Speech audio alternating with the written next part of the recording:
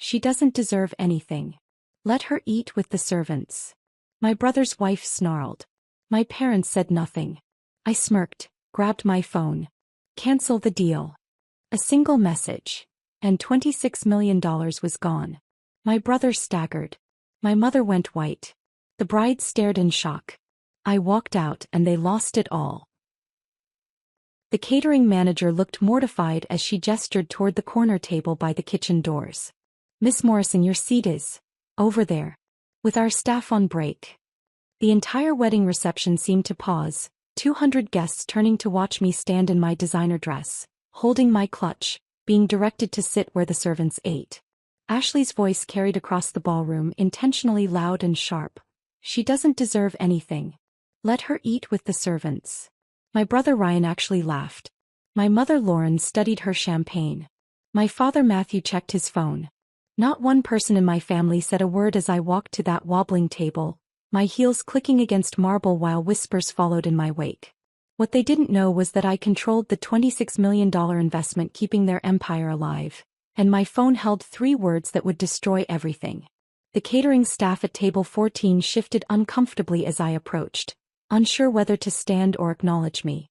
One young woman in a server's uniform actually started to get up, assuming I was lost, before the manager whispered something that made her face flush with secondhand embarrassment.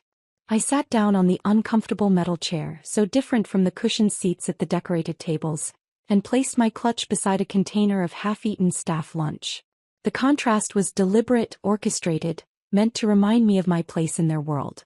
3 hours earlier, I had been in Ryan's office, reviewing the final merger documents that would save Morrison Holdings from its latest crisis. The numbers were devastating without the Hartwell investment. We had maybe 6 weeks of operating capital left, 8 if I performed another miracle with our creditors. Ryan had burned through $2 million on an expansion into markets he never researched against my explicit warnings. The technology infrastructure upgrade he insisted on had compatibility issues with our existing systems, something I would have caught if anyone had bothered to include me in the planning meetings. Just sign here, Lex, Ryan had said, sliding the papers across his mahogany desk without looking up from his phone. Standard minority shareholder approval. Ashley's father needs it by tonight. He didn't mention that my signature would also approve dissolving my position post-merger. He probably assumed I hadn't read the fine print buried on page 47. But I had read everything, including the email Ashley carelessly left open on his computer screen the previous week when she borrowed his office for a call. The one outlining their plans to restructure Morrison Holdings into a Hartwell subsidiary, with all Morrison family members except Ryan removed from operations within 6 months. This morning had started like every other morning for the past 15 years. My alarm went off at 5:30 a.m., though I was already awake, running through mental calculations of how to keep Morrison Holdings afloat for another day. The coffee maker in the kitchen gurgled while I reviewed overnight emails from our Asian suppliers, addressing concerns Ryan wouldn't even know existed. There was a dispute about payment terms that could cost us a crucial manufacturing contract. I drafted a response offering a creative solution involving partial advance payments and performance bonuses, then sent it from Ryan's email address. He'd never know the crisis had existed, let alone been resolved. By 6 a.m., I was reviewing the quarterly reports that would be presented at next week's board meeting. The reports Ryan would read from cards I'd written, delivering insights I'd developed, taking credit for strategies I'd implemented while he was sleeping off another late night at the country club. The irony wasn't lost on me that I'd graduated summa cum laude from Harvard Business School while Ryan had barely scraped through State College on a legacy admission, yet here I was, ghostwriting his executive communications.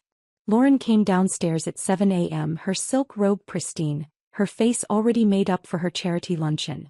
She glanced at me hunched over my laptop at the kitchen table, surrounded by financial documents and merger contracts. Don't make a mess, Lexi. The cleaning lady doesn't come until tomorrow. She poured herself green tea, a recent affectation since reading that coffee was aging. And please remember to pick up Ryan's dry cleaning. He needs his blue suit for the rehearsal dinner. I wanted to tell her that I had just saved us from defaulting on a $3 million loan by negotiating an extension with the bank president at 4 a.m. I wanted to explain that the mess on the table was the only thing standing between the Morrison family and bankruptcy court. Instead, I nodded and added dry cleaning to the list of errands I'd run between crisis management calls. The humiliation at this wedding wasn't new. It was simply the most public display of what had been happening behind closed doors for decades. When I was 16 and won a national mathematics competition, the trophy went in the basement storage room. When Ryan came in third at a regional golf tournament, Matthew commissioned a display case for the den. When I received a full scholarship to Harvard, Lauren told her friends I was going away for school studying something with numbers. When Ryan got a job at Morrison Holdings straight out of college, there was a party with 200 guests. Now, sitting at the servants' table while Ashley preened in her $40,000 dress, telling her bridesmaids how she and Ryan would modernize Morrison Holdings by cutting the dead weight, I felt the weight of every dismissed achievement, every stolen credit, every moment of erasure pressing down on my shoulders. The young server next to me apologetically moved her sandwich further away, as if my presence had contaminated her break space. Across the ballroom, I watched Matthew give a toast about legacy and family values, his voice carrying over the clinking of crystal glasses I wasn't deemed worthy to drink from. My phone buzzed with a message from my lawyer confirming everything was in place. The shell companies I'd built over 5 years of secret late-night work. The controlling interests I'd acquired in every vendor Morrison Holdings couldn't survive without. The private equity firm I owned through a Delaware LLC that held their restructured debt. One text message would transfer everything to Lexington Capital, my company built with my savings, my connections, my intelligence that they'd used but never acknowledged. I looked at Ryan laughing with his groomsmen, at Lauren adjusting her pearls while gossiping with her society friends, at Matthew checking his phone for market updates on a company he didn't know was already dead. They thought they had put me in my place. They thought the servants' table was my humiliation. They had no idea it would be their destruction. The contrast between that servants' table and the quarterly family meeting 2 weeks earlier should have prepared me for what was coming. I had arrived at the Morrison family home at 3 p.m. sharp, carrying the financial reports that would determine whether we survived another quarter. The house smelled of Lauren's signature potpourri mixed with Matthew's cigars, a combination that always made my throat tight. Ryan's Porsche was already in the driveway, parked at an angle that blocked half the street. I heard her voice before I saw her. High, crystalline, the kind of voice that had never been told to lower itself. "This place has such character," she was saying as I entered through the kitchen door. The pause before character told me everything about what she really thought of our family home. Ashley Hartwell stood in our living room like an art installation that didn't match the walls. Her cream designer suit probably cost more than our monthly mortgage. Her blonde hair fell in waves that looked effortless but required weekly salon visits I knew about from Ryan's credit card statements. She was examining our family photos on the mantel with the kind of detached interest you'd give to artifacts in a museum you'd never visit again. Ryan hovered beside her, his chest puffed out with pride.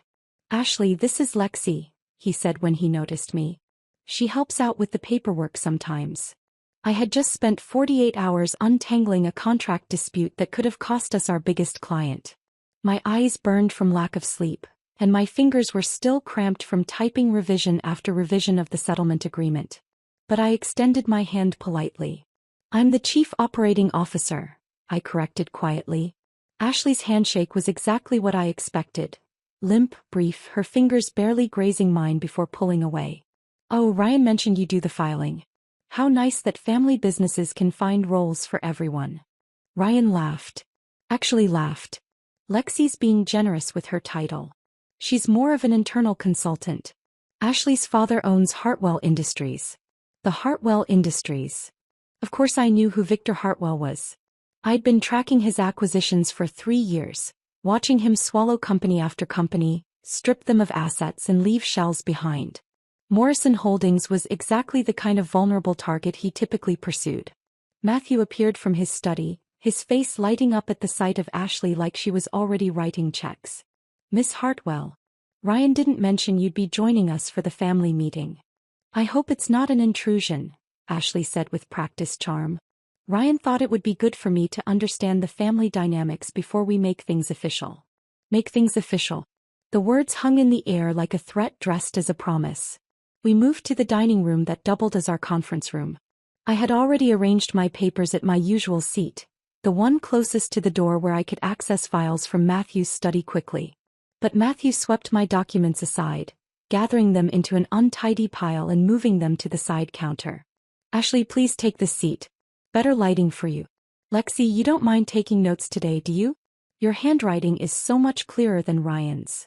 I stood there for a moment holding my laptop and the reports I'd prepared, watching Ashley settle into my chair. She crossed her legs and placed her phone on the table where my quarterly analysis should have been. Ryan pulled out the chair beside her, the one where I usually sat when presenting financial projections. Matthew took his position at the head of the table. Lauren emerged from the kitchen with a tray of her good china, the set she only used for important guests. I sat up at the side counter, my back to them, typing on my laptop while they discussed Morrison Holdings' future as if I wasn't there. Revenue is up 12% this quarter, Ryan announced, reading from the executive summary I'd written for him that morning. He stumbled over the word amortization, pronounced liquidity wrong twice, but Ashley gazed at him like he was Warren Buffett. That's incredible growth, Ashley murmured. Daddy will be impressed. I wanted to point out that the revenue growth came from 3 new contracts I'd negotiated while Ryan was on his golf trip to Scottsdale. I wanted to explain that the improved cash flow resulted from payment terms I'd restructured during midnight calls with vendors. Instead, I typed meeting notes no one would ever read. After dinner, Lauren's overdone roast that Ashley barely touched, Ryan stood up with the kind of theatrical timing he must have rehearsed. He tapped his champagne glass with a knife, the crystal ringing through the room. I have an announcement. 2 announcements, actually. He reached for Ashley's hand. First, Ashley and I are engaged. Lauren gasped with delight that sounded genuine. Matthew nodded approvingly, already calculating the social capital this union would bring. I typed Ryan announced engagement to A. Hartwell, and tried to ignore the sinking feeling in my stomach. And second, Ryan continued, his voice taking on what he thought was a businesslike tone, the Hartwell family has agreed to a revolutionary partnership with Morrison Holdings. We're talking about a $26 million investment that will transform us from a regional player to a national force. Ashley's fingers flew across her phone screen as Ryan spoke. She wasn't even trying to hide it. When she set the phone down to reach for her water glass, I could see part of her screen from where I stood. The message was to someone named James, probably her assistant. The sister situation will be handled after signatures. Dad wants her neutralized before Q3. Neutralized? Like I was a chemical spill that needed containing. The meeting continued for another hour. They discussed wedding venues and merger strategies, honeymoon destinations and hostile takeovers, as if they were all part of the same transaction. Which I realized they were. This wasn't a marriage. It was an acquisition, and Morrison Holdings was the target. Later, as everyone moved to the living room for coffee and Lauren's dry store-bought cookies she tried to pass off as homemade, I stayed behind to clean up. That's when I found it, abandoned on the table like Ryan's responsibility. A draft of the Hartwell investment contract, 47 pages of legal language that would determine our family's future. I closed the contract draft and placed it carefully in my bag. The house had gone quiet, just the distant sound of Lauren's forced laughter from the living room. My fingers traced the edge of the pages through the leather, feeling the weight of evidence that would either bury me or set me free. That night I didn't go home to my apartment. I drove to the office park on the outskirts of town where I kept a small unit under a name that wasn't quite mine. The fluorescent lights flickered on, revealing what 5 years of rage had built. 3 monitors sat on a desk purchased from a liquidation sale. Filing cabinets lined one wall, each drawer containing documents for companies that existed only in Delaware's corporate registry. This was where Lexington Capital lived, breathed, and grew while my family slept. The logistics company had been my first move, born from desperation and insomnia. Morrison Holdings relied on Brennan Logistics for everything: shipping, warehousing, last-mile delivery. They paid their invoices 60 days late, sometimes 90, treating Brennan like a servant who should be grateful for scraps. Old man Brennan was dying of cancer, his son had no interest in the business, and they needed someone who understood their value. I bought them for $80,000, every penny saved from years of ghostwriting Ryan's reports, solving Matthew's problems, and never taking a salary commensurate with my work. The ownership was hidden behind Goldfish LC, named after Mr. Bubbles, the pet I'd had when I was 7 and still believed fair meant equal. Within 6 months, I'd restructured their operations, improved their margins by 30%, and quietly raised their rates to Morrison Holdings by 15%. Ryan signed the new contracts without reading them. Next came TechBridge Solutions, the startup managing Morrison Holdings' entire digital infrastructure. The founder, David Park, was brilliant but terrible at business. He'd built systems that kept our operations running, but Ryan treated him like an IT janitor. I approached David through a third party, offered him real equity and respect, and absorbed his company into Marina Ventures, another shell that traced back to an address in Delaware where no one worked but paperwork lived. Each acquisition followed the same pattern. Find the companies Morrison Holdings needed but mistreated. Buy them through entities that couldn't be traced to me. Improve their operations while maintaining the illusion that nothing had changed. By year 3 I controlled 6 critical vendors. By year 5 I held the strings to everything that kept Morrison Holdings alive. The wall above my desk looked like something from a conspiracy theorist's basement. Red string-connected printed corporate documents, photos of shell company registrations, and flowcharts showing how money moved through the maze I'd created. At the center was Morrison Holdings, surrounded by the web I'd woven. Looking at it from a distance, it resembled a spider's trap with my family's company as the fly. My phone buzzed with a text from an unknown number. "This is Margaret Chin. We need to talk." I hadn't heard that name spoken aloud in 15 years. Matthew's sister had been erased from family history for the crime of refusing to marry the banker Matthew had selected for her. Lauren had removed her photos from the family albums. Her name was forbidden at dinners. But I remembered her, fierce, brilliant, unwilling to shrink herself for anyone's comfort. We met at a truck stop diner 40 miles outside the city. She looked exactly as I remembered but sharper, like exile had carved away everything soft. Her suit was expensive but understated. Her handshake was firm.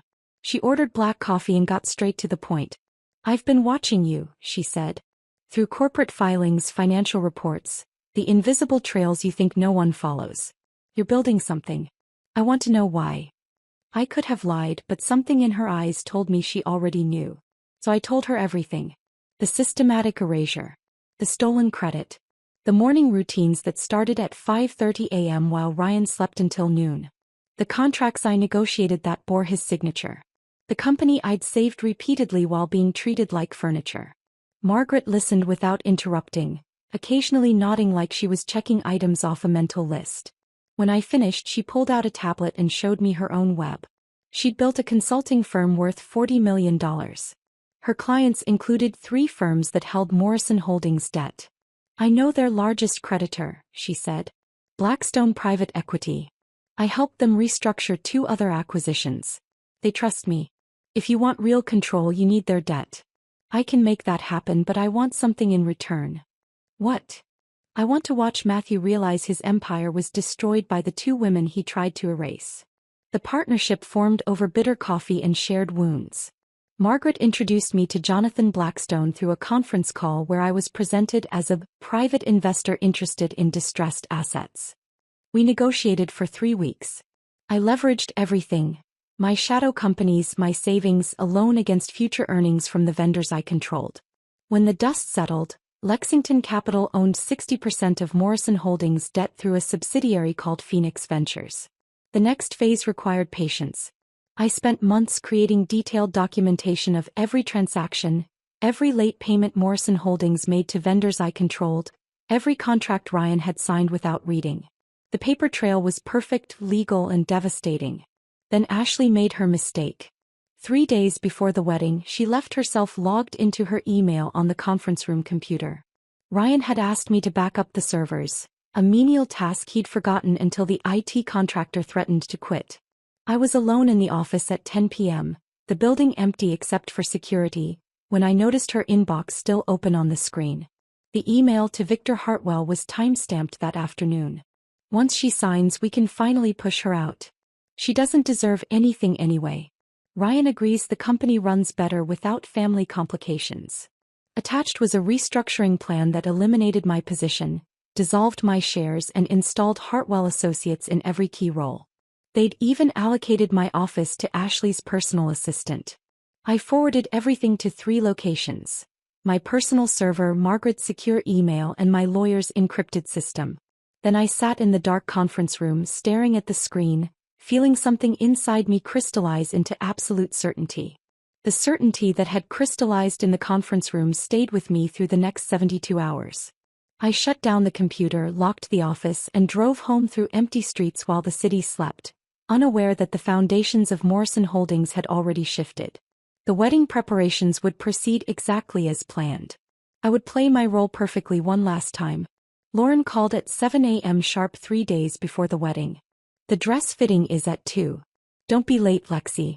We need family unity for this. Her voice carried that particular tone she used when issuing orders disguised as requests. I agreed, already knowing what awaited me at Celestine's Bridal, the boutique where Ashley had been holding court for 6 months. The shop smelled like gardenias mixed with something synthetic that made my throat tight. Ashley stood on a raised platform surrounded by mirrors that multiplied her image into infinity. The $40,000 dress cascaded around her in waves of silk and hand-sewn pearls. Her bridesmaids, 3 Hartwell Industries executives and 2 society friends, sat on cream-colored chairs, sipping champagne from crystal flutes. Finally, Ashley said when she saw me, though I was 5 minutes early. Someone needs to fix this hem. The seamstress has clumsy fingers. The elderly seamstress, Mrs. Park, who had been altering wedding dresses for 30 years, stood quietly to the side, her face carefully blank. I recognized the expression. It was the same one I wore at family dinners. Lexi, get down here and hold the train while I walk, Ashley commanded, not asked. I need to see how it moves. I knelt on the boutique's floor, the carpet rough against my knees through my dress pants. The train was heavier than it looked, weighted with thousands of seed pearls. Ashley began walking in a slow circle while I shuffled behind her on my knees, keeping the fabric from touching the ground.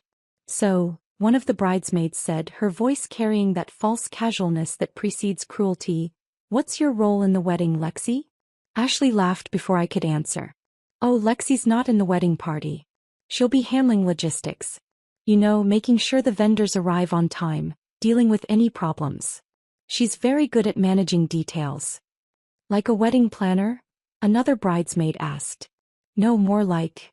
Ashley paused, pretending to search for the right word. "Support staff. Every family has someone who handles the unglamorous tasks." They all laughed. Lauren, who had been sitting in the corner scrolling through her phone, looked up briefly, saw me on my knees holding Ashley's train, and returned to her screen without saying a word. The seamstress, Mrs. Park, made a small sound in her throat that might have been disapproval, but no one else noticed. "Actually," Ashley continued, still walking in circles while I crawled behind her, "we're restructuring everything after the merger. Making Morrison Holdings more professional. Less nepotism, more merit-based positions." She glanced down at me. "Some changes will be hard but necessary." The champagne flutes clinked as the bridesmaids toasted to necessary changes. I kept my face neutral, my hands steady on the pearl-encrusted fabric, filing away every word, every laugh, every moment of calculated humiliation. Mrs. Park met my eyes in the mirror and I saw something there. Recognition, perhaps, or pity. I looked away. 2 nights later, my apartment doorbell rang at 2 a.m. Through the peephole, I saw Ryan swaying in the hallway, his tie askew, his usually perfect hair sticking up at odd angles. I opened the door and he practically fell inside, bourbon fumes preceding him like a toxic cloud. "Lex," he slurred, stumbling toward my couch. "My favorite sister." "Your only sister," I corrected, watching him collapse onto the cushions. He laughed, the sound hollow and sharp. "That's what I love about you. Always correcting. Always precise." He grabbed my hand suddenly, his grip surprisingly strong for someone so drunk. "You know I appreciate you, right? Everything you do for the company. For me." For a heartbeat, I felt something crack in my chest. Maybe, finally, he understood. Maybe the alcohol had dissolved whatever wall prevented him from seeing me as more than a function. "I need you to do something for me," he continued, his eyes trying to focus on my face. "The contracts. The Hartwell contracts. Just sign them tomorrow. Don't read them, reading wastes time. Ashley's father gets annoyed by delays." "Ryan. You trust me, right?" His grip tightened. "You've always been so good at following instructions." "That's what I tell Ashley. Lexi never causes problems. Lexi always does what needs to be done." The crack in my chest sealed itself with ice. What does the contract say about my position? He waved his free hand dismissively. Details. Ashley and her father will handle all that. They're very good at structuring things efficiently. He yawned, his eyes closing. Just sign where they tell you. For family. Within minutes he was snoring, sprawled across my couch in his $1,000 suit. I sat in the chair across from him watching my brother sleep off his latest binge and felt absolutely nothing. No anger, no disappointment, just the cold clarity of understanding. To him I wasn't a person. I was a tool, and tools don't read contracts. Tools don't ask questions. Tools just perform their function until they're no longer needed. I covered him with a blanket, not out of love but habit, and went to my bedroom where my laptop waited. The destruct sequence was already programmed, waiting for activation. Every document transferred, every contract adjusted, every piece of leverage positioned. 3 words would trigger it all. The morning of the wedding arrived with cruel sunshine. My phone buzzed at 6 a.m. with a text from the wedding coordinator. Miss Morrison, table 14. Service entrance for arrival, please. Mrs. Hartwell's specific request. I called the coordinator, knowing what I would hear but needing the confirmation. Hi, this is Lexi Morrison. I think there might be an error with my seating assignment. The woman's nervous pause told me everything. No, miss. No error. Mrs. Hartwell, the elder Mrs. Hartwell, was very specific. She said you'd be more comfortable there, away from the main festivities. Near the kitchen entrance. With the catering staff on break. I see. Thank you for confirming. I ended the call and opened my laptop. The phone app was ready, the 3-word message queued. All the documentation Margaret and I had assembled was uploaded to secure servers. The cascade would be instant and irreversible. I closed my laptop and dressed carefully for what would be the last time I'd play the role of the invisible sister. The designer dress I'd purchased cost more than I'd ever spent on clothing, chosen specifically to blend with the Hartwell aesthetic while carrying my own quiet armor. Navy blue, understated, expensive enough that no one could claim I'd embarrassed the family, forgettable enough that I'd fade into the background exactly as they expected. The drive to the Hartwell estate took 40 minutes through morning traffic. I passed 3 accidents, red lights flashing against wet pavement from an earlier rain, and thought about how quickly things could change direction. One moment you're driving forward, the next everything is sideways and broken. The metaphor felt heavy-handed but appropriate. The estate gates stood open, decorated with white roses and baby's breath that probably cost more than most people's monthly rent. A valet in a crisp uniform approached my car, then hesitated when he saw me. Are you with the catering company? He asked, his eyes scanning my dress with confusion. I'm Lexi Morrison, the groom's sister. His face flushed. My apologies, Miss Morrison. Please, straight ahead to the main entrance. But when I reached the main entrance, another coordinator intercepted me. Vendors and staff use the side entrance, she said briskly, not really looking at me. I'm family, I said quietly. She glanced at her tablet, scrolled, frowned.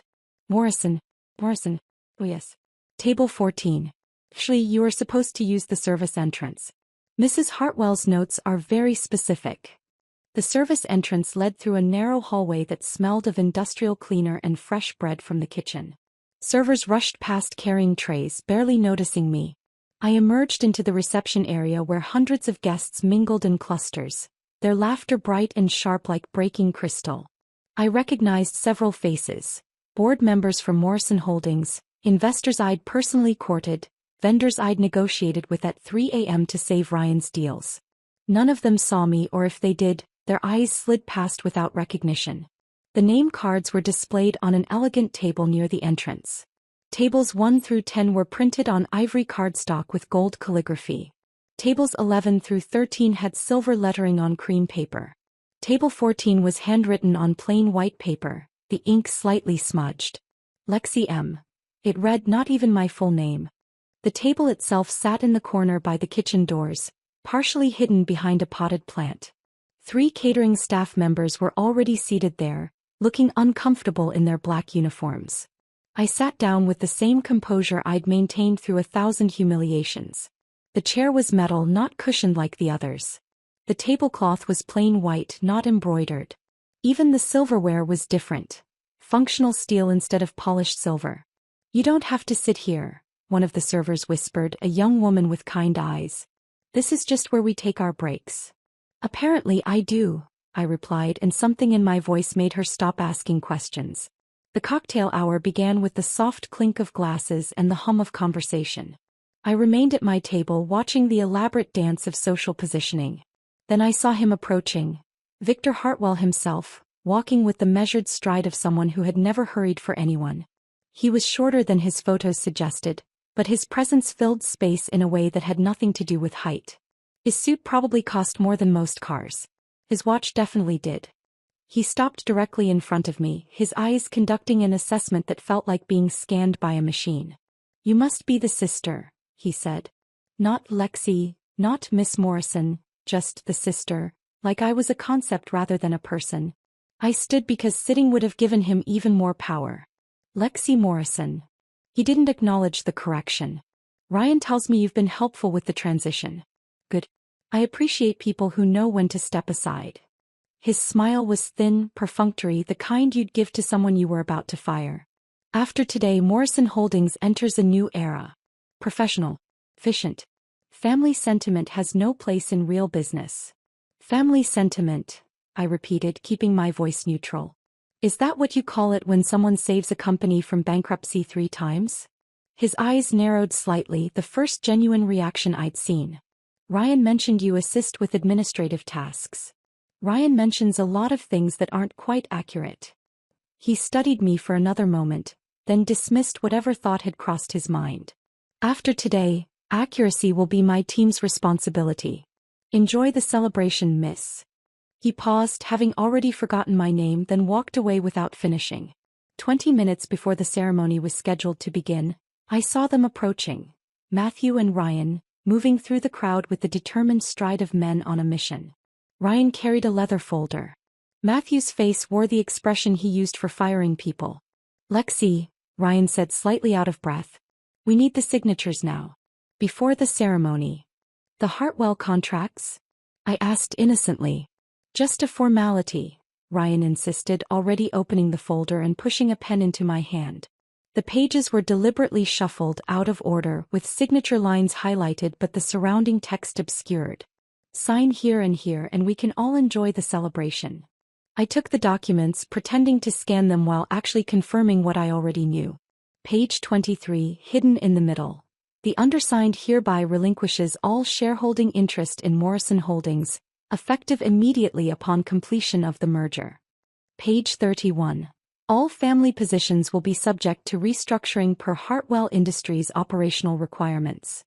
Page 45. Previous verbal or written agreements regarding employment or ownership are hereby null and void. This eliminates my shareholding entirely, I said, looking up with practiced confusion. Surely that's a mistake? Ryan's face went red. It's not, it's just restructuring. For efficiency. The Hartwells have a more modern approach to corporate structure. Modern meaning family members become expendable? Matthew's patience snapped. Don't make this difficult, Lexi. Not today. You've had a good run, but it's time to let the professionals handle things. The professionals, I repeated softly. Is that what we're calling the Hartwells now? Just sign the papers, Matthew said, his voice dropping to the tone he'd used when I was a child refusing to go to bed. I set the pen down gently on the table. I need to use the restroom first. The contracts will still be here in 5 minutes. Ryan grabbed my wrist as I turned to leave. Lexi, we need this now. The ceremony starts in 20 minutes. I looked at his hand on my wrist, then at his face, and something in my expression made him let go. 5 minutes, I said, and walked away, leaving them standing there with their unsigned contracts in their growing panic. The bathroom mirror reflected a face I barely recognized. Calm, composed, ready. I washed my hands slowly, watching the water run clear while outside the ceremony was beginning. The string quartet had started playing, their music drifting through the walls. I dried my hands on the monogram towels that bore the intertwined H&M, Hartwell and Morrison, a union that would last exactly as long as this reception. When I returned to the main hall, the ceremony had concluded. Guests were finding their seats for dinner, the rustle of expensive fabric and gentle clink of jewelry filling the space. The wedding party sat at their elevated table, Ashley glowing in her pearls and satisfaction, Ryan beside her looking relieved that the formalities were complete. He caught my eye across the room and mouthed the papers with barely concealed panic. I walked past him without acknowledgement, returning to my corner table where the catering staff had rotated shifts. The servers brought out the first course, some elaborate creation involving truffle foam that looked more like art than food. My table received simple salads, apparently even the menu had a hierarchy.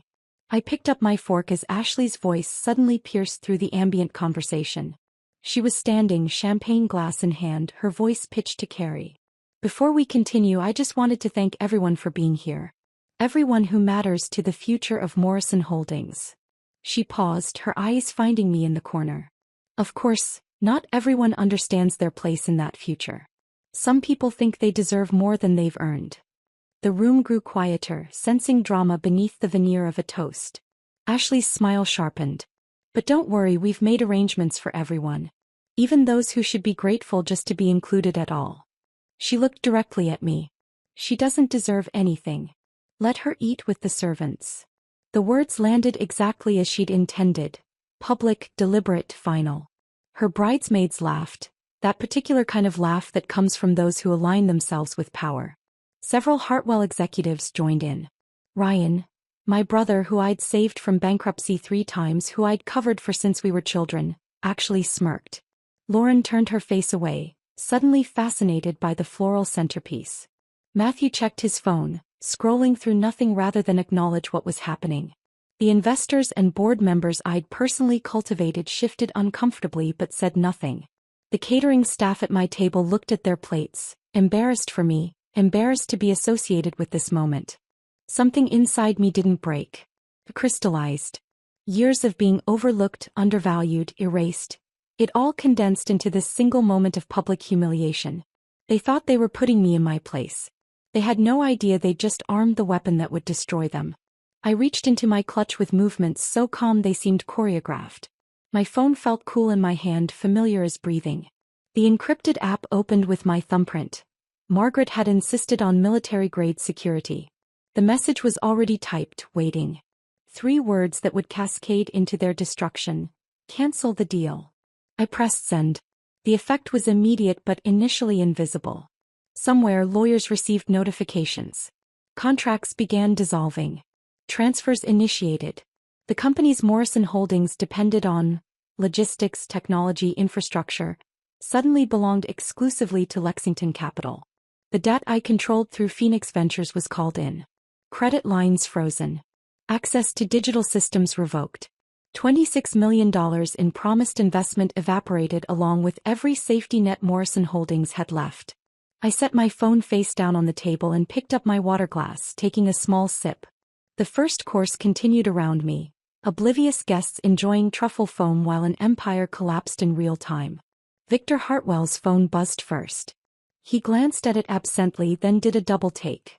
His face changed like weather, confusion, understanding, then rage. More alerts followed, his phone lighting up like an emergency beacon. He stood so abruptly his chair crashed backward, the sound echoing through the reception hall like a gunshot. "What is this?" His voice cut through every conversation, sharp enough to shatter the crystal glasses. He was scrolling frantically through messages, his legal team's phones all erupting simultaneously. "The contracts are void? The funding is withdrawn? What incompetence is this?" Ryan fumbled for his own phone, his face going pale as he read the first message. Then the second. Then the flood that followed.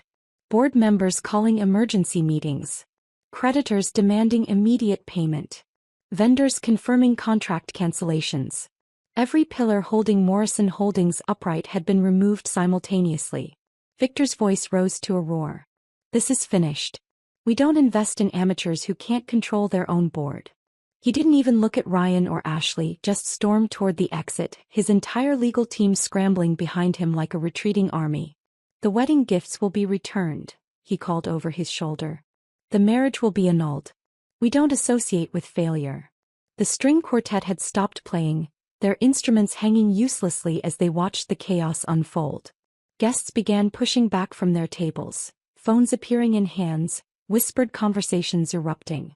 The Hartwell family was evacuating. Aunts, uncles, cousins, all following Victor's exit as if the building were on fire.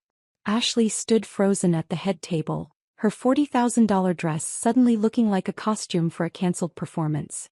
"Daddy," she called out, but Victor was already gone. She whirled on Ryan. "What did you do? What happened to the contracts?" Ryan's phone crashed to the floor as his hands shook too violently to hold it. The screen cracked, spider webbing like the future he'd imagined. Matthew had gone rigid, his own phone showing notification after notification of catastrophe. Morrison Holdings stock price plummeting. Emergency board meeting called. Vote of no confidence proposed. Bankruptcy attorneys reaching out proactively. Lauren's society friends were already gathering their clutches, making excuses about early mornings and forgotten appointments. The social contamination was spreading faster than spilled wine, everyone distancing themselves from the Morrison name as if it were diseased. "What did you do?" Ryan's voice cracked across the ballroom, high and desperate like a child's. Every head turned between us. Him at the head table in his perfect tuxedo, me at the servants' table in my understated dress. I stood slowly, taking time to smooth my skirt, to place my napkin beside my plate. The room held its breath as I walked toward them, my heels clicking against marble in the sudden silence. "I gave you exactly what you thought I deserved," I said, my voice carrying perfectly in the hushed space. "Nothing." The words hung between us in the devastated ballroom, my declaration echoing off marble walls that had witnessed the complete dismantling of the Morrison empire. Ryan stood frozen, his mouth working soundlessly, trying to process how his invisible sister had just become the architect of his destruction. Behind him, the head table looked like a tableau of ruin, abandoned champagne flutes, Ashley's bouquet lying sideways, chairs pushed back in haste as if people had fled a fire. The exodus accelerated. I watched from my position between the two worlds, the servants' table behind me, the wreckage of the main reception before me, as guests streamed toward the exits. Martin Webb, our biggest investor after the Hartwells, was already on his phone, his voice carrying across the room. "Pull everything from Morrison Holdings." "Yes, everything. Tonight." His wife gathered her shawl without even looking back, their 20-year relationship with our family severed in 20 seconds. The wedding photographer lowered his camera, realizing there would be no more moments worth capturing. The videographer was already packing equipment, muttering about partial payment. The string quartet had abandoned their instruments on their stands, slipping out through the service entrance I'd been directed to use. Even the wait staff began clearing tables that still held full plates, their training overriding the spectacle. Ashley's bridesmaids clustered near the gift table, frantically texting, their coordinated navy dresses now looking like uniforms of association with failure. One of them, Victoria I think, actually began removing the Morrison Holdings pin from her clutch, dropping it on the table like it was contaminated. "This isn't happening," Ashley kept repeating, her voice climbing higher with each repetition. "Daddy will fix this. He always fixes things." But Victor Hartwell was gone, his convoy of black SUVs already pulling away from the estate. The $26 million promise had evaporated with my 3-word text, and with it, any obligation he felt toward his daughter's choices. Ryan stumbled toward me, his gait unsteady like he'd been physically struck. His boutonniere hung crooked, the white rose brown at the edges. The confident heir who'd stood at the altar an hour ago had been replaced by someone I recognized from years of cleaning up his messes. Desperate, confused, looking for someone else to blame. "Lexi, please," he started, his voice cracking on my name. "We can work this out. It's family. You don't understand what you've done. Dad's legacy, everything we built." The laugh that escaped me was sharp enough to make him step back. It wasn't a sound I'd planned to make, but years of suppressed responses had to go somewhere. "Everything W built?" I let the pronoun hang in the air like an accusation. "Name one deal you closed yourself. One crisis you solved. One time you saved this company." His mouth opened, closed, opened again. "The Henderson acquisition. I met with Henderson 37 times at 5 a.m. while you were sleeping off hangovers." Next. "The bridge funding from David Chin. My Harvard roommate's husband. Who trusted my word, not yours. Try again." "The supplier contracts. Negotiated at 3 a.m. while you were at casino nights, using relationships I built over years of fixing your mistakes. Each word landed like a physical blow. Ryan's face crumpled, the facade he'd worn his entire life finally cracking. I'm your brother, he whispered as if that relationship meant anything after decades of erasure. I saved Morrison Holdings 17 times while you took credit, I continued, my voice steady as a metronome. I built the connections you're desperately calling right now. The only thing you ever built was a reputation on my back, and now you can wear its collapse. Lauren materialized beside him like a ghost in designer clothing. Her makeup, applied so carefully this morning, had given way to streaks of mascara that no amount of expensive waterproofing could prevent. Her hands shook as she reached toward me, stopping just short of contact as if I might burn her. How could you destroy your own family? The question came out as a whisper, but it carried the weight of genuine incomprehension. For the first time in years I looked at my mother, really looked at her. The careful composure she'd worn like armor my entire life had cracked, revealing something I'd never seen before: fear. Not anger, not disappointment, but genuine terror at losing the only identity she'd ever claimed, Matthew Morrison's wife, Ryan Morrison's mother. You destroyed me first, I said, each word deliberate and clean. Every birthday you forgot because you were planning Ryan's parties. Every achievement you ignored because it didn't have his name on it. Every time you let me eat alone while you celebrated his mediocrity. You killed your daughter years ago, Lauren. I'm just returning the favor with interest. The recognition that flooded her eyes was worth more than any apology could have been. He knew. Had always known. Every slight had been deliberate, every erasure a choice. She'd sacrificed one child to elevate another, and now the bill had come due. Matthew appeared beside them, his phone clutched uselessly in his hand. His face had aged a decade in 10 minutes, the powerful patriarch reduced to an old man watching his empire burn. The board's called an emergency meeting, he said to no one in particular. They're voting me out. 30 years and they're voting me out. Ashley, abandoned by her father and her future, approached our family grouping with the unsteady gait of someone in shock. Her cathedral-length veil dragged behind her, picking up debris from the collapsed celebration. Her voice, when she found it, was shrill with rage. You're nobody, she screamed, mascara running in rivers down her cheeks. You're nothing. You can't do this to us. I stood from the servants' table for the last time, rising with the slow dignity of someone who had nothing left to prove. I walked past her, past my family, past the wreckage of their ambitions. Then I stopped, turned back, and delivered my final words quietly enough that Ashley had to lean in to hear them. I'm the woman who just turned your $26 million investment into worthless paper. I'm the one who owns every company your father needs to salvage his reputation. I'm the sister-in-law you should have treated with respect. Now you're the one who deserves nothing. Enjoy eating the scraps of what's left. I left Ashley standing in her ruined wedding dress and walked through the service entrance I'd been directed to use just hours earlier. The hallway that had felt like a humiliation now felt like a portal between who I'd been and who I was becoming. My heels echoed differently against the concrete, no longer the sound of someone being dismissed but someone dismissing an entire life of servitude. The valet who'd mistaken me for catering staff stood confused as guests streamed past him, their expensive cars creating a traffic jam of escape. He saw me approaching and started to apologize again, but I handed him a $100 bill. You were just following instructions, I said. That's what employees do. I used to be very good at it. My car was exactly where I'd parked it, modest and practical between the luxury vehicles that were now peeling out of the estate. I sat in the driver's seat for a moment, watching the chaos through my rearview mirror. The estate's lights were still blazing, but shadows moved frantically behind windows. The fairy lights strung through the gardens swayed in the evening breeze, illuminating nothing but abandonment. My phone buzzed continuously. Margaret, my lawyer, the CEOs of the companies I now controlled, all confirming the completion of transfers and acquisitions. But I turned it off. There would be time for business tomorrow. Tonight was for something else, though I wasn't sure what. Freedom, perhaps. Or just silence that wasn't filled with someone else's demands. The next morning arrived with headlines that moved faster than wildfire.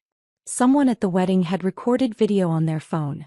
Ashley's cruel declaration, the mass exodus, Ryan's desperate stumbling. It was uploaded before midnight and had 3 million views by dawn. Wedding Day Massacre was trending. Financial reporters who'd never heard of Morrison Holdings were suddenly experts on our family dysfunction. The business section ran photos that told the whole story without words. Ryan's face frozen in panic, Matthew clutching his phone like a lifeline, Lauren's mascara-streaked shock. But the photo that went truly viral was one I hadn't even known was taken. Me walking away from the servants' table with perfect posture. My face calm while behind me the wedding collapsed into chaos. Someone captioned it, "The walk that destroyed an empire." By the second day, Morrison Holdings stock had fallen 68%. Trading was halted twice. The board called an emergency meeting that Ryan wasn't invited to. They voted him out in absentia, not that it mattered. There was nothing left to run. Creditors lined up with collection notices. The building they'd operated from for 20 years was foreclosed on before the week ended. Margaret emerged from the shadows like an avenging angel with a filing cabinet of evidence. She didn't just leak documents. She curated them into a narrative. Every innovation I'd created with Ryan's name stamped on it. Every crisis I'd solved while he claimed victory. Emails where he admitted he didn't understand basic financial concepts. Voice recordings of him asking me to handle it before important meetings. The story shifted within 72 hours. Business journals that had celebrated Ryan Morrison's vision, now dissected the invisible sister who ran everything. Former employees came forward with their own stories. David Chin gave an interview about how I'd saved Morrison Holdings with bridge funding while Ryan was passed out in his office. The Henderson deal was re-examined, with old man Henderson himself confirming he'd only agreed to sell because of his respect for me, not Ryan. 3 months passed in a blur of construction and contracts. Lexington Tower rose in the business district, bought with the profits from companies that now thrived under competent management. I hired Maya and Lewis first, giving them the equity Ryan had always dangled but never delivered. David Park became our CTO. Finally treated as the genius he was rather than technical support. Even Mrs. Park, the seamstress from the wedding dress shop, now ran our in-house alterations for the corporate wardrobes we provided all employees. We instituted Sunday dinners, but these were different. A round table in our top-floor conference room, windows overlooking the city, everyone's voice carrying equal weight. No servants' entrance, no separate menu for staff, no invisible people doing visible work. Sarah, who'd watched my family diminish me for years, raised a glass one evening and said, "To the woman who turned a servant's table into a CEO's desk." The toast was repeated, but what mattered more was the laughter that followed. Genuine, warm, inclusive. Margaret and I had lunch monthly, no longer at truck stop diners but in my office, sharing stories of what we'd built from the ashes of what had banned us. "Matthew still calls me," she mentioned one afternoon. "Leaves voicemails asking if I can speak to you, convince you to help them. And I delete them without listening to the end." 20 years of exile taught me that some bridges are meant to stay burned. The call from Ryan came exactly 1 year after the wedding, almost to the hour. The number was unfamiliar, probably a borrowed phone. His voice was different, hollow, maybe honest for the first time. "I need to know something," he said, no preamble, no false pleasantries. If I had just treated you fairly, would you have saved us anyway?" I could have left him wondering. Could have twisted the knife one final time. But revenge had already been served, and cruelty without purpose was just another form of weakness. "Yes," I said simply. "I would have saved you every time, Ryan. That's the difference between us. You saw family as something to use. I saw it as something to protect. Until you showed me I wasn't family at all." The silence stretched, filled with 20 years of could-have-beens. "I'm sorry, Lexi," he whispered, and for once it sounded real. I hung up without another word. Not from anger or spite, but because some stories need endings, not epilogues. Outside my window, the city sparkled with possibility. My phone showed 17 messages from actual partners, real allies, people who saw me not as a function but as a force. The servants' table had been left far behind. But more than that, I'd built a new table entirely. One where no one would ever eat alone, serve in shadows, or disappear into someone else's success. The Morrison Empire had collapsed in 3 words. The Lexington Empire was being built one dignified decision at a time. If this story of calculated revenge left you breathless, hit that like button right now. My favorite moment was when Lexi typed those 3 words, "Cancel the deal," and $26 million vanished instantly. What was your most satisfying moment? Share it in the comments below. Don't miss more stories of triumph over betrayal. Subscribe and hit that notification bell so you never miss a powerful story like this.